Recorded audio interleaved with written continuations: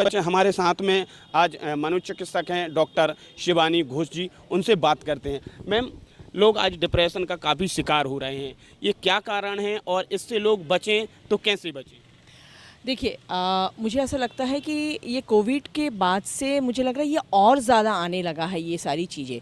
बहुत लोगों की नौकरियां गई हैं, जिनकी नौकरियां हैं उनको काफ़ी प्रेशर में काम करना पड़ रहा है। तो इससे हट के अगर मैं कुछ बोलूँ तो डिप्रेशन का सबसे बड़ा जो कारण है कि घर पे आपस में कन्वर्सेशन ही नहीं है लोगों में। जैसे आप दोनों ही केस ले लीजिए, जो बच्ची थी, ऐसा नहीं कि वो अपने पिताजी से बात नहीं करी थी या घर वालों से बात नहीं करी थी, बट जब से उसको ये प्रॉब्लम शुरू हुआ उसको लगने लगा कि मुझे कुछ अंदर दिक्कत हो रही है, मैं कंफर्टेबल नहीं हूँ। आप ऐसा लगता है कि किसी ना किसी इंसान से आप बात करो जिसको आप अपना समझते हो, वो इम्पॉर्टेंट है।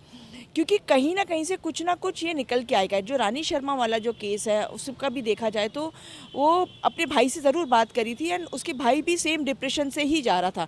कहीं ना किसी माहौल में या किसी इससे उभरना, एक घर का माहौल, एक घर में कन्वर्सेशन, ये बहुत इंपॉर्टेंट होता है। मैं उन लोगों का छोड़ दी जैसे छोटे बच्चे ही सही, जिनके माँ बाप काम करते हैं, दिन दिन भर में उनको कुछ ना कुछ होता ही होगा या कुछ प्रॉब्लम होती होगी, पर माँ बाप को एक समय ऐसा निकालना चाहिए शाम का टाइम या रात के खाना खाते टाइम कि दिन भर का बच्चे के मूवमेंट से भी पता चल जाता है कि बच्चा डिप्रेशन में है। अगर आप ध्यान से देखिए, ऑब्जर्व करें बच्चे का रोज का मूवमेंट, तो आपको खुद को भी पता चल जाएगा कि बच्चा किसी ना किसी प्रॉब्लम में है। तो ये कन्वर्सेशन होना ये बहुत इम्पॉर्टेंट है। मतलब कहीं न कहीं देखा जाए कि आज जो लोग हैं, अगर हम सिंगल फैमिली की बात करें, मियाँ बीवी पति पत्नी काम पर जाते हैं, जॉब करते हैं, या फिर सरकारी जॉब हो या फिर प्राइवेट हो, वो एक अलग मैटर है। लेकिन जो बच्चे हैं वो कहीं न कहीं घर में अकेले रहते हैं, या फिर अकेलापन उनके लिए हावी पड़ने लगता है। तो इससे उभरने के लिए माता पिता काफ़ी समय नहीं दे पाते हैं और बच्चों को कहीं न कहीं उन्हें सँभालने के लिए समय देना चाहिए। हाँ, बहुत इम्पॉर्टेंट है, बहुत बहुत इम्पॉर्टेंट है कि आप जितने भी बिज़ी हों दिन भर में, आपको कुछ समय, एटलीस्ट दिन का 1 घंटा नहीं तो आधा घंटा आप अपने बच्चों को दें, उनके मूवमेंट पे ध्यान रखिए। क्योंकि देखिए, चले जाएंगे तो वो तो ख़त्म, उसके बाद तो आप सोच के कुछ करेंगे नहीं, पर उससे पहले सोचना शुरू करिए कि मुझे कैसे काम करना है अपने बच्चे पे। काम करना इसका मतलब ये नहीं कि क्या हुआ दिन भर, ये नहीं। आप उसके मूवमेंट देखिए, रोज रोज नहीं भी बात कर रहे हैं, उसके ऑब्जर्वेशन पे ध्यान रखिए कि बच्चा कैसा कर रहा है, उसका मूड कैसा है, आज कैसे बात कर रहा है। अगर नहीं कर रहा है ढंग से तो उसके पीछे कारण क्या है, उस तरीके को ढूंढिए, उस तरीके से उस बच्चे को बात करिए।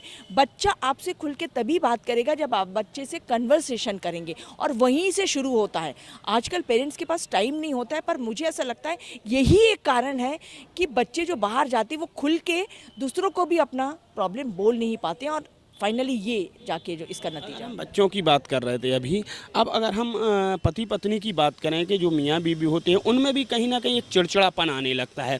एक दूसरे से सही ढंग से बात नहीं करते हैं, एक दूसरे से घर में सही बात नहीं होना, अपने दोस्त यारों में, फ्रेंड सर्किल में भी सही बात नहीं करना, या छोटी छोटी बातों पर उनमें चिड़चिड़ापन आने लगता है, बहस करने लगते हैं, विवाद करने लगते हैं। तो इस जो प्रॉब्लम है, इस प्रॉब्लम से कैसे छुटकारा पाया जाए?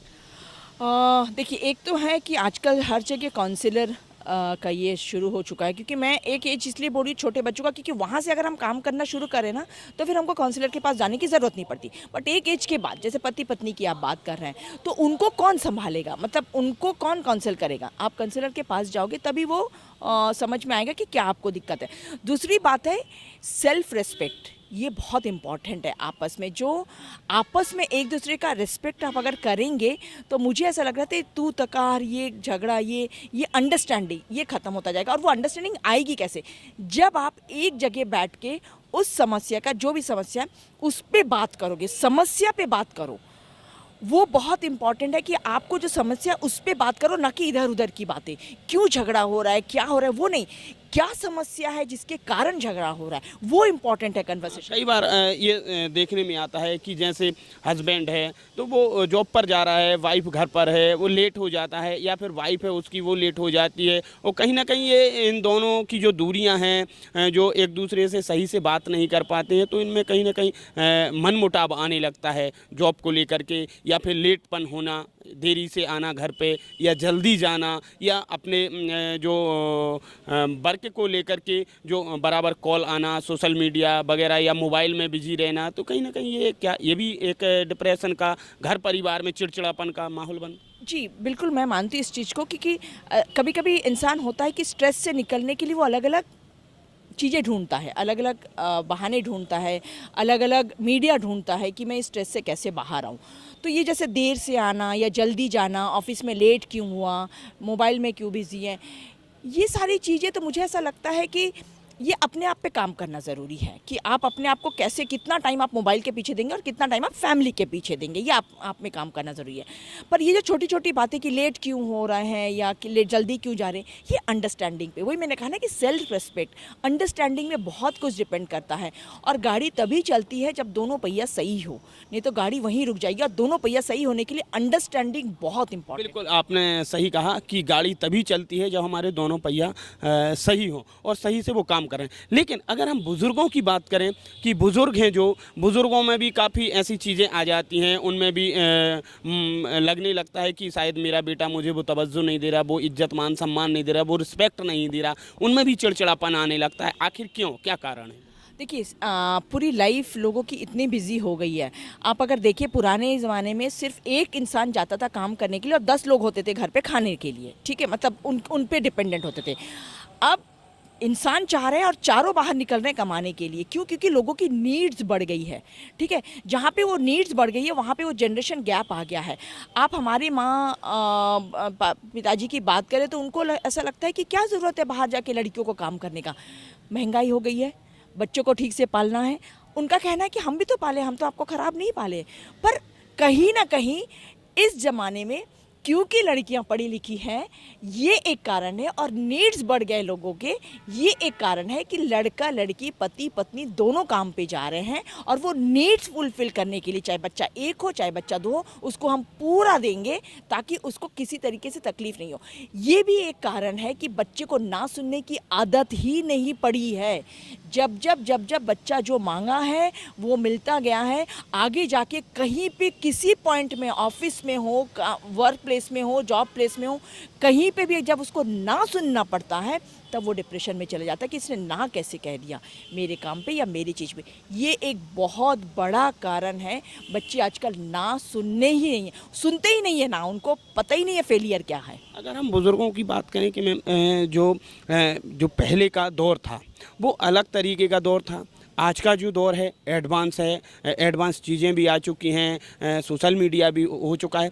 तो कहीं ना कहीं ये लगता है जो बुज़ुर्ग होते हैं कि हमारा मान सम्मान नहीं कर रहे हैं, कुछ चीज़ों को वो रोकते हैं, क्योंकि आज के जो बच्चे हैं वो पढ़े लिखे हैं। बुज़ुर्गों को लगता है कि शायद ही हमारा सम्मान नहीं कर रहा है, या फिर उनका अकेलापन उन्हें समझ में आता है कि मेरा बेटा या मेरी बहू या मेरी बेटी या मेरे बच्चे या मेरे जो नाती पोते हैं, छोटे बच्चे, वो मेरा सम्मान नहीं कर रहे, क्योंकि वो जो कहना चाहते हैं, जो जताना चाहते हैं, शायद वो उस चीज़ को नहीं समझ रहे। इस वजह से क्या बुज़ुर्ग थोड़ा डिप्रेशन में जाते हैं? बहुत बहुत बड़ा गैप है ये, क्योंकि अगर आप देखें कि हमारे माता पिता और हमारे बच्चे, मुझे ऐसा लगता है कि ये सिर्फ 25 साल का गैप नहीं है, ये बहुत बड़ा गैप हो चुका है, बहुत बड़ा जनरेशन गैप है।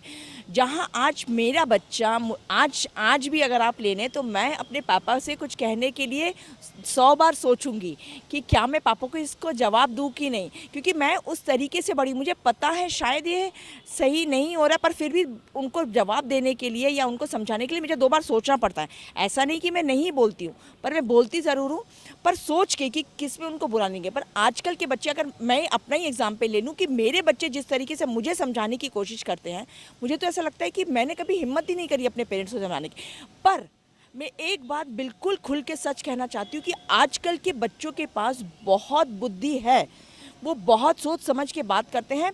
हम एज अ पेरेंट्स भी वो समझने की कोशिश करें कि अगर जनरेशन के साथ जाना है तो हमें भी कहाँ कहाँ काम करना पड़ेगा।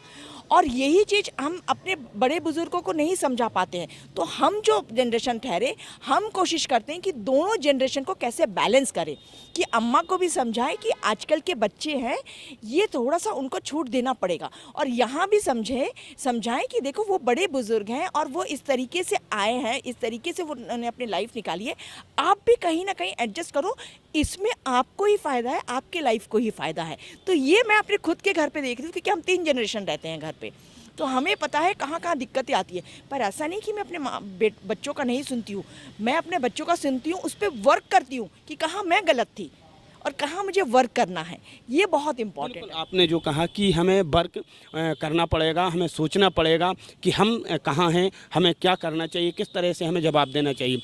साथ ही अगर हम आज की एजुकेशन की बात करें कि जो छात्र हैं, बच्चे हैं, या फिर जो लोग घर से बाहर रह रहे हैं, वो कहीं न कहीं अकेलापन महसूस करते हैं, और उन्हें वो अपने इस डिप्रेशन से, क्योंकि अकेले रहते हैं, काम ज़्यादा पड़ता है, पढ़ाई ज़्यादा होती है, तो वो भी लोड ज़्यादा पड़ता है। इससे छूटने के लिए, इससे छुटकारा पाने के लिए कि जो उनका डिप्रेशन है, अकेलापन है, वो अकेलापन उनका कैसे दूर हो?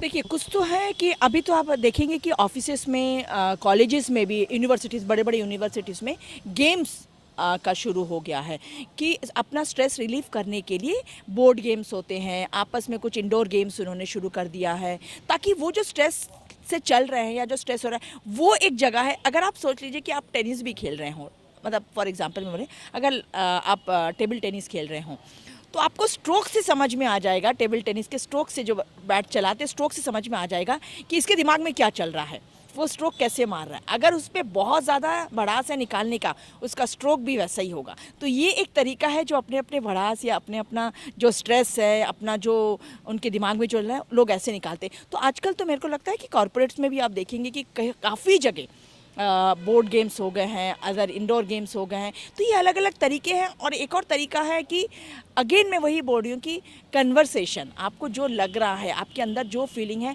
आप किसी एक इंसान से शेयर करो बैठ के कि आपकी क्या फीलिंग है। हो सकता है 2 लोगों में बात करने में या 4 लोगों में बात करने में आपको कोई ना कोई निष्कर्ष निकल आए, और जब किसी से ना बने तो एक्सपर्ट के पास जाओ, वो आपको रास्ता बताएंगे। बिल्कुल, अकेलापन अगर दूर करना है, क्योंकि अकेलापन दूर होगा तो आपको चिड़चिड़ाहटपन है जो वो भी ख़त्म होगा। साथ ही डिप्रेशन है, जो डिप्रेशन में आप नहीं जाएंगे, और इसे दूर करना है तो आप अपने काम के बाद कहीं ना कहीं घूमने जाइए, या फिर जो गेम्स हैं वो गेम्स का उपयोग कीजिए, जिससे कहीं ना कहीं ये छुटकारा मिलेगा। लेकिन अगर हम दूसरी ओर ये देखें, आज जो बच्चे हैं, सबसे ज़्यादा देखा जाए छोटे बच्चे मोबाइल का इस्तेमाल कर रहे हैं, मोबाइल पर घंटों से वो गेम खेलते हैं। क्या इससे भी उनमें चिड़चिड़ापन आता है, या डिप्रेशन का इससे भी उन्हें शिकारी होती है? देखिए, मैं बताऊं, बहुत सही, मतलब बहुत इजी तरीका है बच्चों को एंगेज रखने का। कहीं माँ बाप बिज़ी हैं, मोबाइल पकड़ा दो, वीडियो लगा दो, बच्चे बिज़ी हो गए हैं। ये नहीं है तरीका। 3 साल का बच्चा, 5 साल का बच्चा, 7 साल का बच्चा मोबाइल से खेल रहा है, क्यों? क्योंकि माँ बाप बिज़ी हैं, उसको मोबाइल पकड़ा दिए हैं। आप उसको गेम्स की बुक दो ना, आप उसको स्टोरी बुक दो ना, आप कुछ स्क्रिबल बुक दो ना, आप उसको कुछ कलर बुक दो ना। वो बच्चा, उसको मोबाइल में एक कलर दिख रहा है, कुछ हिलता हुआ दिख रहा है, वो बच्चा खुद ही करे ना वो उस चीज़ को। आपको उससे, जिनको साइकोलॉजी पता है, आपको पता चल जाएगा कि बच्चा कौन सा कलर उठा रहा है और किस पे वो कौन सा कलर कर रहा है। इससे भी आपको बच्चे की साइकोलॉजी समझ में धीरे धीरे आ जाएगी कि ये कौन से कलर पे ज़्यादा स्ट्रेस कर रहा है। तो वो सारी चीज़ें होनी चाहिए बच्चे के, बजाय कि मोबाइल दे के उसको चुप कराने का। बच्चा रोएगा, बच्चा करेगा, खिलौने दो उसको, उसको एंगेज करो खिलौने से, उसको एंगेज टीवी से या वीडियो से इससे मत करो, वो उसको बर्बाद हो जाएगा बच्चा। क्योंकि बिल्कुल, अगर बच्चों के लिए सुरक्षित रखना है तो उनके लिए ये मोबाइल से कहीं न कहीं दूरी रखना होगी, और जो और अदर चीज़ें हैं, जो बुक्स हैं, या फिर अदरवाइज़ कोई और गेम्स हैं, उनमें बच्चों का सबसे ज़्यादा इंटरेस्ट करना होगा। माता-पिता को कुल मिलाकर के कहा जाए कि समय देना पड़ेगा, काम करना। बहुत बहुत इम्पोर्टेंट है माता पिता को एक बच्चे के पीछे। अगर आप कमा रहे हो उस बच्चे के पीछे जिसके लिए आप दिन रात एक कर रहे हो, सुबह से लेकर शाम तक उस ऑफिस में बैठे हो, और आपका बच्चा आपके बेट के हाथ में है, किस लिए कमा रहे हो, किसके लिए कमा रहे हो? उसी के लिए ना, जिसका जो आज बाई के हाथ में है। उसको समय दो, उसको समझने की कोशिश करो। कमाओ उतना ही जितना आप दे सको। ऐसा नहीं करो कि आपका बच्चा कहीं और का हो जाए और आप ज़िंदगी भर कमाते रहो, ये मत करो।